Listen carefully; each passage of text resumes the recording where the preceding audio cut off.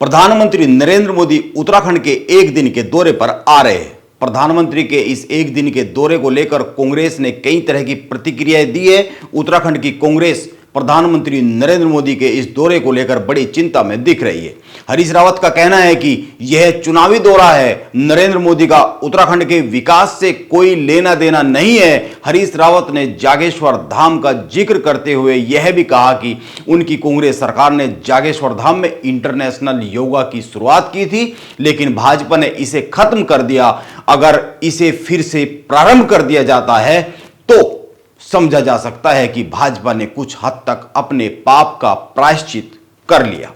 यह हरीश रावत ने कहा है और इससे साफ साफ दिखता है कि हरीश रावत और हरीश रावत की कांग्रेस उत्तराखंड में प्रधानमंत्री नरेंद्र मोदी के दौरे को लेकर चिंता में है। दरअसल प्रधानमंत्री के जागेश्वर धाम मंदिर जाने के कार्यक्रम से कांग्रेस में एक चिंता जो पैदा हुई है वो क्यों हुई है, इसको समझना जरूरी है। आप कुछ आंकड़ों पर ध्यान दे लीजिए। जून 2013 की आपदा के बाद 2014 में बाबा केदारनाथ धाम में पूरे यात्रा काल में केवल 48,000 श्रद्धालु पहुंचे थे। यह आपदा के तुरंत बाद का साल था, इसीलिए यह समझा जा सकता है कि तीर्थयात्री कम क्यों आए। लेकिन इसके बाद 2016 में चार धाम तीर्थयात्रियों की संख्या 14.05 लाख रही। यह चारों धाम पहुंचने वाले तीर्थयात्रियों की संख्या रही है। इसके बाद 2017 में आंकड़ा 21.93 लाख पर पहुंच गया। 2019 में अचानक से यात्रा में बहुत ज्यादा इजाफा हो गया। यात्रा पर आने वाले लोगों की संख्या बड़ी तेजी से बढ़ गई। तीर्थयात्रियों की संख्या 2019 में 32.41 लाख पर पहुंच गई। पिछले साल 2022 में तो सारे रिकॉर्ड ही टूट गए। चारधाम यात्रा के दौरान करीब 44,35,000 श्रद्धालु पहुंचे। और अब अगर इस साल की बात की जाए तो अभी यात्रा के लिए करीब 45 दिन का समय बचा हुआ है। अभी तक पिछले साल का भी रिकॉर्ड टूटने के करीब पहुंच गया है। अभी तक 40,68,000 श्रद्धालु चारधाम यात्रा के लिए पहुंच चुके हैं और इनमें बाबा केदारनाथ में 15 लाख के करीब लोग पहुंच चुके हैं। माना जा सकता है कि इस साल चारों धाम में तीर्थयात्रियों की जो संख्या है 50 लाख के करीब पहुंच सकती है और बाबा केदारनाथ में 20 लाख तीर्थयात्रियों की आमद पूरे कार्यकाल में हो सकती है। यह कोई साधारण आंकड़ा नहीं है। केंद्र में बीजेपी की सरकार आने के बाद चारधाम यात्रा पर आने वाले लोगों की संख्या जो 2016 में 14 लाख के आसपास थी, वो पिछले कुछ सालों में ही 50 लाख के करीब पहुंच रही है। और यह इसलिए हुआ क्योंकि नरेंद्र मोदी ने केदारनाथ सहित अन्य धामों को लेकर व्यक्तिगत तौर पर दिलचस्पी दिखाई। यहां पर बहुत से निर्माण कार्य किए गए और भी बहुत सी सुविधाएं मुहैया कराई गई, डेवलप हुई है। नरेंद्र मोदी खुद साल में एक बार या दो बार यहां पर आते हैं। इसीलिए कुमाऊं के अल्मोड़ा जिले में स्थित जागेश्वर धाम में जागेश्वर मंदिर में नरेंद्र मोदी के आने के राजनीति के साथ साथ आध्यात्मिक पर्यटन के लिए भी बड़े मायने हैं।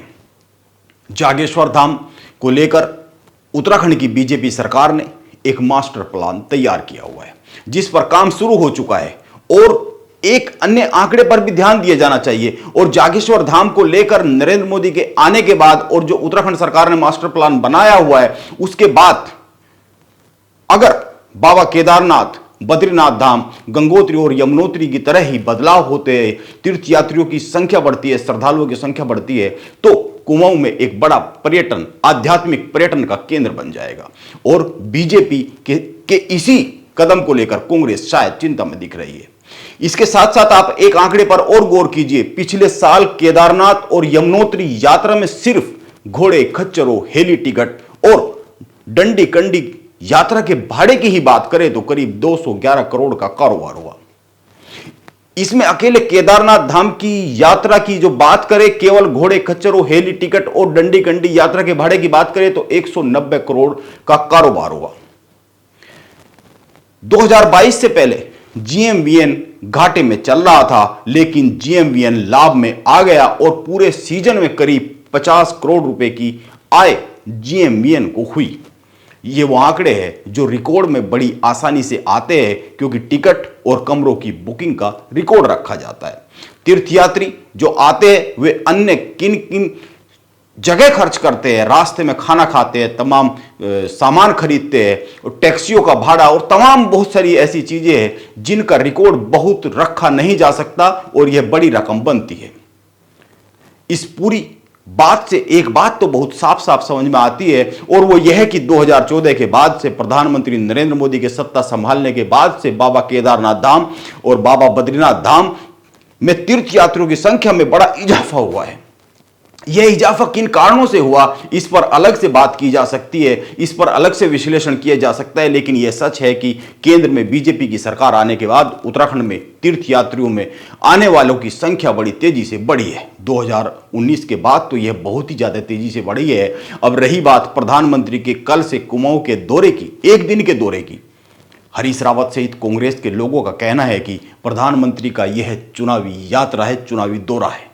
करीब 8 माह बाद देश में आम चुनाव होने हैं, इसीलिए प्रधानमंत्री चुनावी यात्राएं पर तो निकलेंगे ही। राहुल गांधी भी चुनावी यात्राओं पर निकले हुए, राहुल गांधी भी राजनीति कर रहे हैं, और खुद हरीश रावत ने तो पूरे उत्तराखंड से नजरें हटाकर अपना पूरा फोकस हरिद्वार पर टिका लिया है, क्योंकि उनको लगता है कि इस बार नहीं तो फिर कभी नहीं वो हरिद्वार से लोकसभा का चुनाव लड़ना चाहते हैं। इसीलिए हरिद्वार को ही अपनी राजनीति के केंद्र में लेकर पूरी तरीके से आ गए हैं।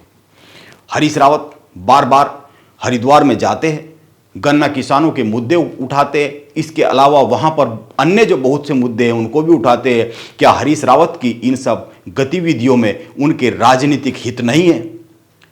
कुमाऊं में जागेश्वर मंदिर सदियों पुराना है, वहां पर जो म्यूजियम है उसमें 8वीं शताब्दी तक की मूर्तियां मौजूद है, आप जाकर देख सकते हैं। देश के सभी हिस्सों में जागेश्वर मंदिर की बड़ी मान्यता है। आप खुद ही सोचिए, अगर जागेश्वर मंदिर को जागेश्वर धाम के तौर पर विकसित किया जाएगा और कुमाऊं के करीब 50 मंदिरों को मिलाकर मानसखंड कॉरिडोर का सपना साकार कर दिया जाएगा, तो कुमाऊं में आध्यात्मिक पर्यटन को पंख लग सकते हैं। उत्तराखंड में कांग्रेस की सरकार भी रही है, हरीश रावत खुद मुख्यमंत्री रहे हैं, और उनकी राजनीति का केंद्र कुमाऊं ही रहा है। अल्मोड़ा में तो उनका गांव है।